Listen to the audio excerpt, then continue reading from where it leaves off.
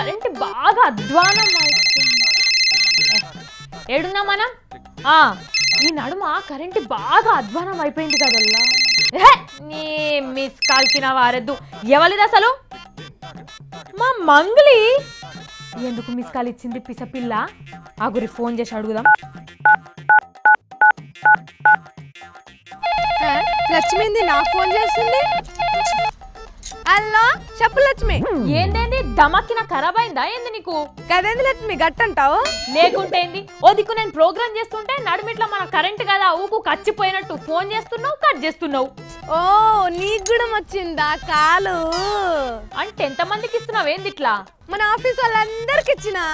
నీ చెప్పులు అరిగిపోతాయని షేట్లకు వేసుకొని తిరిగే మొహము నువ్వు. ఓ లచ్చులు ఏంది గట్లంటావు?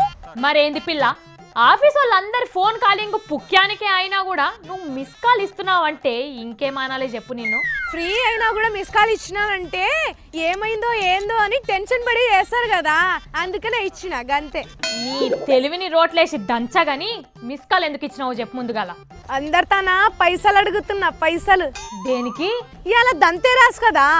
అవును, ఇవాళ బంగారం కొంటే మస్తు మంచిది, వచ్చే ఏడాది కల్లా కొన్న బంగారం అంతా డబుల్ అవుతుందని అంటారు కదా లక్ష్మి. అయితే గందుకే బంగారం కొనేతందుకు నా తాన పైసలు లేక ఇగో గిట్ల అందరిని అడుగుదామని మిస్డ్ కాల్ ఇస్తున్నా. నీ మెదడును పట్టుకపోయి సాలార్జంగ్ మ్యూజియం లో పెట్టా. ఎందుకు లక్ష్మి?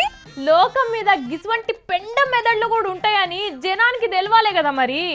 లచ్చమ్మ మరేంది పిల్ల, పోయినడాది కొన్నోళ్ళే నిండా మునిగిన్రు. అవునా? నిరుడికి ఇప్పటికి మస్తు అగ్గువైంది బంగారం రేటు అని ఏదేదో అనుకొని కొన్నోళ్ళంతా కొంగ అడ్డం పెట్టుకొని ఏడుస్తున్నారు ఇప్పుడు. ఓకే, బంగారం డబ్బులు అవ్వడేమో గాని కొన్నదానికి ఇలువ పడిపోయి కూసున్నదాడ. అంటే మరి ఇప్పుడు కొని దండగానే అంటావా? దండుగాని నేనెందుకంట, ఎవరి నమ్మిక మాల్లది, ఎవరి ఇష్టం మాల్లది గాని మరి అప్పు సప్పులు చేసి కొనేటంత అక్కర లేదని అంటున్నా. టయానికి నాకు ఫోన్ చేసి నాకు కళ్ళు తెరిపించినావు లక్ష్మి, నువ్వు చాలా గ్రేటు. మస్తు మోసనావు గాని మిస్ కాల్ ఇచ్చిన వాళ్ళందరికి ఫోన్ చేసి ఒట్టిగానే ఇచ్చినా పరేషాన్ కాకుండా అని చెప్పు. గట్లనే లక్ష్మి, ఇగో చేస్తున్నా, ఉంటా.